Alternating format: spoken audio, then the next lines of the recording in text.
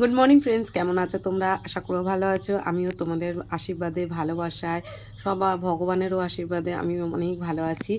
তো আমি আর ম্যাঙ্গো, এই যে ম্যাঙ্গো দাদা তোমাদের হাই বলো, হাই, গুড মর্নিং বলে দাও। Good morning. আমরা দুজনে চা নিয়ে বসে পড়েছি। তো কার কার চা খাওয়া হয়ে গেছে প্লিজ কমেন্ট করে জানাও। না জানালেও চলবে, চা আর কি জানানোর আছে। তো শরীরটা এখন একটু ভালো বলবো কি খারাপ বলবো জানি না, বায়োপসি রিপোর্ট না আসা পর্যন্ত কিচ্ছু বলতে পারছি না।